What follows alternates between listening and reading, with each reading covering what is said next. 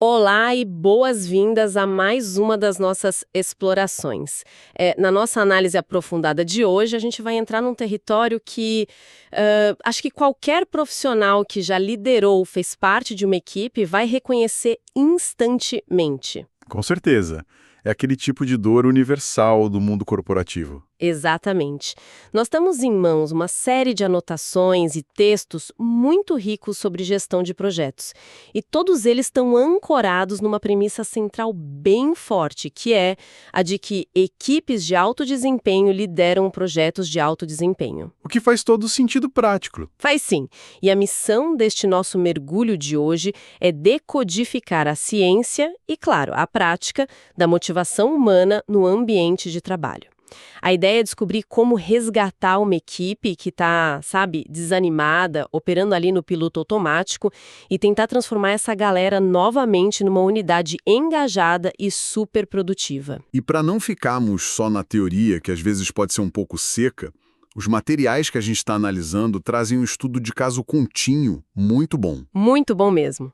O cenário é uma grande reforma residencial para os proprietários, o Marcos e a Janel. E quem está no comando dessa operação toda é o gerente de projeto, o David. Só que o David está vivendo um pesadelo logístico absoluto. Um pesadelo. Sim. O projeto sofreu atrasos imprevistos e, para complicar de vez, a equipe foi atingida em cheio por uma temporada de gripe daquelas. Aquela tempestade perfeita. Pois é. Isso significa ausências diárias no canteiro de obras, os cronogramas estão desmoronando e o nível de estresse coletivo está nas alturas. Aquele entusiasmo inicial da equipe de pegar um projeto de design incrível simplesmente evaporou. Certo, vamos destrinchar isso. O que exatamente é essa motivação que o David precisa desesperadamente reconstruir antes que a reforma saia totalmente dos trilhos? Olha, essa é a peça central do quebra-cabeça do David. Quando a gente avalia a motivação pela lente da gestão estratégica, não estamos falando daquela energia efêmera de segunda-feira de manhã depois de um café forte. Que acaba logo depois do almoço. Exato.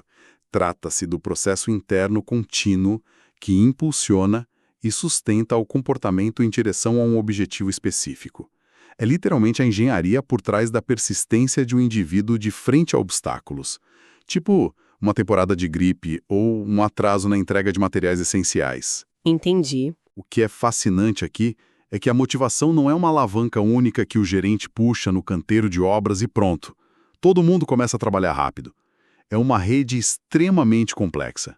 Ela é entrelaçada pelos desejos pessoais de cada trabalhador, os valores deles, a cultura do ambiente ao redor e, claro, os sistemas de recompensa vigentes. É um ecossistema inteiro, na verdade. Sim. E o erro mais comum, e um risco muito real para o David agora, é tratar a equipe como uma entidade homogênea. É assumir que um único discurso inspirador, no estilo de filme de esportes, vai curar a desmotivação de todo mundo de uma vez. A realidade prática é bem diferente, né? Porque, embora todo mundo esteja ali no mesmo barco da reforma, cada membro da equipe possui um motivador predominante totalmente diferente. Sem dúvida. E é uma dinâmica que nos leva direto para aquele clássico embate entre a motivação intrínseca e a extrínseca. Quem trabalha com gestão já conhece bem esses conceitos, mas a aplicação deles nesse cenário da reforma do Marcos e da Janel traz um nível de complexidade bem maior. Muito maior. Pega a motivação intrínseca, por exemplo. É aquele impulso gerado pela própria natureza do trabalho. O prazer do desafio, a busca pelo domínio de uma habilidade. O material que a gente leu ilustra isso de um jeito brilhante com a figura de um carpinteiro na equipe do David. O cara dos armários personalizados. Ele mesmo. Esse profissional é um apaixonado pela marcenaria fina, ele não tá ali no canteiro de obras apenas para bater pregos na parede. Ele vê a construção daqueles armários como uma verdadeira expressão do ofício dele. Ele sente um orgulho imenso em criar designs elegantes. É a arte dele. Exato. E para pessoas com esse perfil, o trabalho em si já é a própria recompensa. A inovação e a proatividade elas surgem naturalmente porque a satisfação vem de resolver aquele quebra-cabeça estrutural da madeira. O grande dilema surge quando David, em pânico com os prazos perdidos da obra, tenta intervir sem ler o ambiente corretamente. A armadilha clássica na gestão de crises é justamente essa. Em situações de alta pressão, com atrasos generalizados e os clientes lá cobrando resultados o tempo todo, a tendência do gerente é recorrer imediatamente ao estímulo externo. Ele vai direto para a motivação extrínseca. Que é o caminho mais rápido na cabeça dele. Sim, é a introdução de fatores externos para manipular o comportamento da equipe. Os textos sugerem um cenário onde o David, na tentativa de acelerar a obra, cria um prêmio de desempenho excepcional. O famoso bônus. Isso. Um bônus em dinheiro e um certificado de apreciação para quem cumprir os prazos rigorosos e ainda mantiver o alto padrão. A intenção do David é boa, óbvio, mas o impacto disso numa equipe tão diversificada pode ser caótico. Por quê? Porque a motivação extrínseca é fantástica para tarefas mecânicas ou para dar aquele empurrão final em metas muito claras. Mas, voltando ao seu exemplo do carpinteiro que é focado na qualidade da marcenaria fina, se o David chega e diz que ele só ganha o bônus financeiro se terminar o armário na metade do tempo estipulado, o tiro sai pela culatra. O foco do carpinteiro muda na hora, da qualidade impecável do ofício para a velocidade exigida pelo prêmio. Ele vai correr e fazer de qualquer jeito. Exatamente. Isso pode destruir a motivação intrínseca dele, gerando frustração profunda e, ironicamente, uma queda absurda na qualidade do trabalho final. Então, gerentes eficazes não podem simplesmente escolher cegamente entre o interno e o externo. Eles precisam orquestrar os dois de acordo com a função e o perfil de cada profissional ali na obra. Precisamente. É aqui que a coisa fica realmente interessante. Porque essa orquestração exige que o líder entenda uma diferença técnica e fundamental que o mercado corporativo adora misturar, que é o reconhecimento versus a recompensa. As pessoas confundem muito isso. Demais. Geralmente a gente ouve essas palavras sendo usadas como sinônimos em reuniões de recursos humanos. Mas estruturalmente falando, para um gerente de projeto no meio de uma crise como o David, elas são ferramentas com propósitos e impactos psicológicos completamente opostos. Com certeza. E se o David errar a mão no uso dessas duas ferramentas, ele pode acabar alienando ainda mais a pouca equipe que restou saudável ali no canteiro de obras. Essa distinção muda o jogo. O reconhecimento é, por definição, não monetário. É puramente a validação do esforço, do comportamento ou da contribuição de alguém. Ele atua diretamente na necessidade psicológica de apreciação do indivíduo e alimenta aquela motivação intrínseca que a gente estava falando. E como isso se parece na prática da obra? A grande vantagem do reconhecimento é a flexibilidade dele.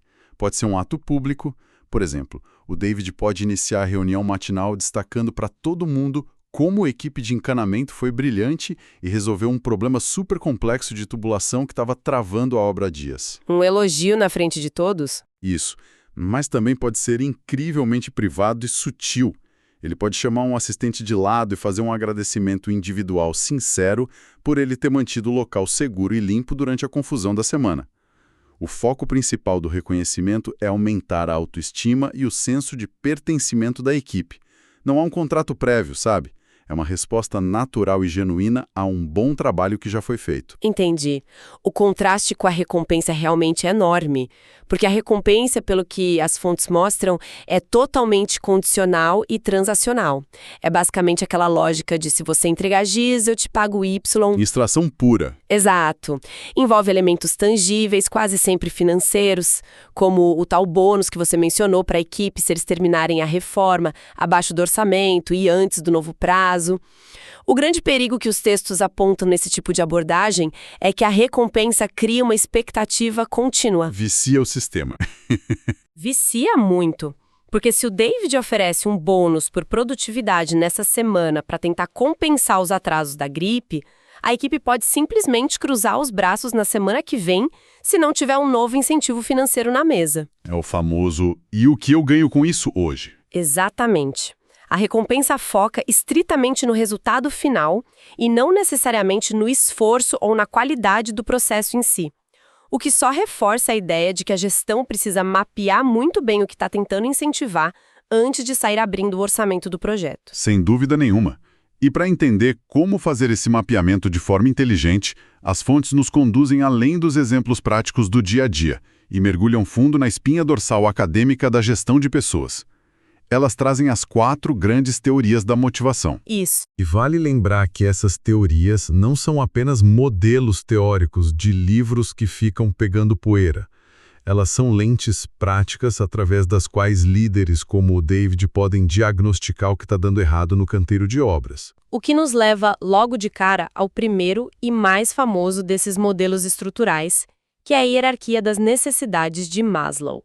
Eu acho que a maioria das pessoas que trabalham com gestão já esbarrou na famosa pirâmide em algum momento. Sim, é um clássico. Partindo lá da base com as necessidades fisiológicas e de segurança, subindo para as necessidades de pertencimento e estima, até chegar lá no topo, na autorrealização.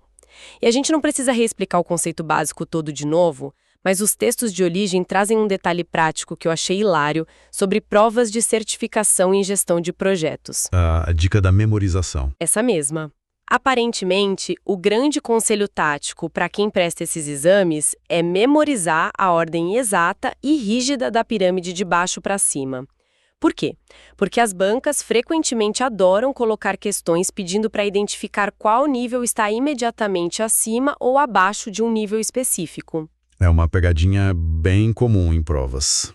Mas tirando essa curiosidade tática de exames, se a gente aplicar Maslow à realidade crua da obra do David, a teoria ganha muito peso.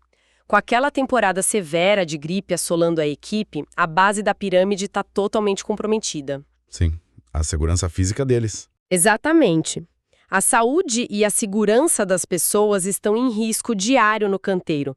Então, tentar motivar a equipe com discursos sobre o topo da pirâmide, sobre a autorrealização ou sobre o legado arquitetônico que a casa vai ter é completamente inútil. Os construtores estão apenas preocupados em não adoecerem ou no estresse de cobrir os turnos dos colegas que não apareceram para trabalhar. Essa é a leitura perfeita do cenário. Um gerente não pode apelar para necessidades de nível superior se as necessidades de sobrevivência básica e segurança do ambiente de trabalho não estão minimamente garantidas. Impossível. E a segunda estrutura teórica oferecida pelas fontes ajuda a refinar ainda mais essa análise de nível individual. É a teoria das necessidades de McClelland. O David McClelland. Isso. O modelo dele abandona a ideia de uma hierarquia rígida, de pirâmide, e postula que o comportamento humano é direcionado por 3 necessidades fundamentais: realização, afiliação e poder. E essas 3 necessidades coexistem em diferentes proporções dentro de cada indivíduo. O que isso significa para o David na obra? Para ele, gerenciar o canteiro significa identificar quem é quem no meio do caos. O profissional que é impulsionado pela necessidade de realização, ele quer desafios complexos e precisa de um ambiente que permita o sucesso. Ele adoraria a tarefa de reestruturar o cronograma inteiro de entregas atrasadas, por exemplo. E o movido por afiliação? Esse membro da equipe busca harmonia. Ele precisa de pertencimento ao grupo e socialização. Com a equipe totalmente fragmentada pelas ausências da gripe, esse indivíduo provavelmente está sofrendo muito com a falta de interação social no dia a dia. Ele precisa de oportunidades para colaborar com os outros. Nem que a tarefa seja simplesmente organizar a logística do almoço da equipe de um jeito colaborativo. Interessante. E sobre a necessidade de poder. Exato. Esse profissional deseja influenciar os outros e liderar. É a pessoa ideal para o David delegar a responsabilidade vital de fiscalizar e implementar os protocolos de segurança e higiene contra a gripe no local durante esse período crítico. Essa visão de adequar a pessoa certa à tarefa certa, de acordo com a necessidade dela, muda completamente a dinâmica da liderança. É parar de tratar todo mundo igual. Exato. E a terceira teoria que o material apresenta, a teoria dos 2 fatores de Frederick Herzberg, adiciona uma camada ainda mais profunda a essa estratégia. O Herzberg separou os elementos do trabalho em 2 categorias: fatores higiênicos e motivadores, quebrando aquele mito antigo de que o oposto de insatisfação é a satisfação. Se conectarmos isso com o panorama geral do projeto da reforma, a distinção genial do Herzberg explica perfeitamente por que um simples aumento de orçamento, um bônus financeiro, não resolve magicamente todos os problemas. Por causa dos fatores higiênicos. Isso. Os fatores higiênicos são os elementos estruturais básicos: o salário, as condições físicas e de segurança do canteiro de obras, as políticas da empresa. A grande sacada do Herzberg é mostrar que a presença desses fatores não gera motivação nenhuma a longo prazo. Ela apenas previne a insatisfação aguda. Ou seja, se faltar, o pessoal fica infeliz e reclama. Exato. Mas se o David garantir que o ambiente está super limpo e hiperseguro e que todo mundo está sendo pago religiosamente em dia durante a crise da gripe, a equipe não vai ficar super motivada a trabalhar mais rápido por causa disso? Eles apenas deixarão de reclamar das condições ruins? Não tem aquele gás extra? Nenhum. Para ter a verdadeira satisfação, são necessários os motivadores, que são intrínsecos ao trabalho em si. O reconhecimento contínuo, as oportunidades de crescimento real, dar mais responsabilidade. As organizações falham muito nisso. Tentam usar fatores higiênicos, como dar um pequeno aumento salarial, achando que vão comprar motivação e engajamento. Quando, na verdade, estão apenas pagando para que a equipe não peça demissão. Exatamente isso. É uma mudança de paradigma essencial para quem lidera. Porque se o David focar apenas em prometer prêmios financeiros, mas o canteiro de obras continuar caótico, frio, perigoso por causa da desorganização das faltas, o bônus perde totalmente o efeito. Ele estaria ignorando os fatores higiênicos falhos. Perfeito. E para fechar esse nosso grande bloco analítico, as fontes trazem o último conjunto conceitual, as teorias X, Y e Z. O que eu acho mais fascinante nesse bloco é como essas teorias refletem diretamente o estado mental do próprio gerente quando ele está sob muita pressão. Ah, sim, afeta demais. O Douglas MacGregor criou as teorias X e Y. A teoria X é aquela visão bem autoritária e tradicional. É a mentalidade baseada na desconfiança de que os funcionários são naturalmente preguiçosos e precisam de supervisão e controle constantes. Aquela coisa de preciso ficar de olho nele, senão nada sai. Quando o projeto do Marcos e da Janelle começa a atrasar terrivelmente, é incrivelmente tentador para o David cair de cabeça na teoria X. O estresse faz ele querer microgerenciar cada martelada da equipe. E isso destrói a confiança. Totalmente. Já a teoria Y é o completo oposto. É a visão capacitadora de que os profissionais são motivados intrinsecamente, buscam desafios e, se você der as condições certas, eles se auto-organizam e resolvem os problemas. E manter essa postura da teoria Y no meio de uma obra atrasada e com a equipe doente é um desafio imenso. Mas é o que diferencia os grandes líderes, né? E olha, tem um detalhe crucial nesse ponto que o próprio texto de origem faz questão de corrigir e destacar para quem estuda isso. Sobre a teoria Z? Isso. A teoria Z, embora ela seja quase sempre agrupada e ensinada junto com a X e a Y, ela não é obra do MacGregor. Ela foi desenvolvida pelo William Oates. E a teoria Z tenta fundir práticas de gestão japonesas e americanas. O foco dela vai muito além do projeto imediato da reforma. Ela propõe empregos de longo prazo e que as decisões sejam tomadas em grupo, por consenso. O que na construção civil deve ser bem complicado de aplicar puramente. É um desafio gigantesco, porque o trabalho em obras frequentemente é temporário ou sazonal. Mas o princípio central da teoria Z é muito válido para o David, que é envolver a equipe nas tomadas de decisão. Perguntar a eles como contornar juntos os atrasos gerados pela gripe, em vez de simplesmente ele ficar ditando ordens de cima para baixo. Pode ser a chave para resgatar o respeito do grupo. Então, o que tudo isso significa no fim das contas? Para quem lidera, para quem gerencia ou colabora tentando navegar nessas dinâmicas de equipe que são super complexas, a principal conclusão dessa nossa análise de hoje é que não existe uma fórmula mágica universal. Não existe bala de prata. Liderar projetos de alto desempenho não é apertar um botão único. Compreender que cada pessoa tem um motivador predominante, seja baseado em Maslow, nas necessidades do McClelland, no Herzberg, é o que permite adaptar as estratégias. O destino do David para salvar essa reforma e não destruir a moral do pessoal dele no processo é aplicar exatamente esse mix. Ele vai ter que ser cirúrgico. Sim. Ele vai ter que observar quem na equipe responde melhor a um tapinha às costas em público, focando no reconhecimento, e quem está ali puramente pragmático, focado em receber aquele bônus financeiro da recompensa extrínseca. E isso levanta uma questão importante.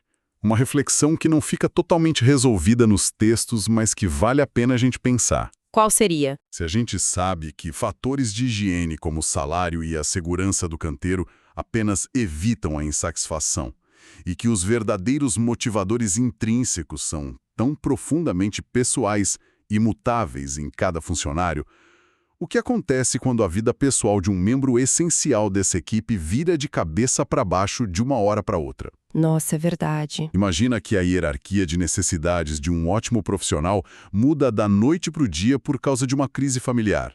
O motivador dele deixa de ser o desafio criativo e passa a ser puramente a segurança básica. Será que é humanamente possível para um líder como o David acompanhar um alvo emocional que está sempre em movimento? Ou a verdadeira motivação da equipe será sempre um enigma contínuo que nunca é 100% resolvido? É uma provocação excelente para a gente fechar. Fica aí essa questão pairando no ar para que a nossa audiência reflita sobre as suas próprias equipes, os seus ambientes de trabalho. A gente encerra a nossa análise aprofundada de hoje com esse pensamento. Muito obrigada a quem nos acompanhou nessa jornada pelas engrenagens da motivação e a gente se encontra na próxima exploração.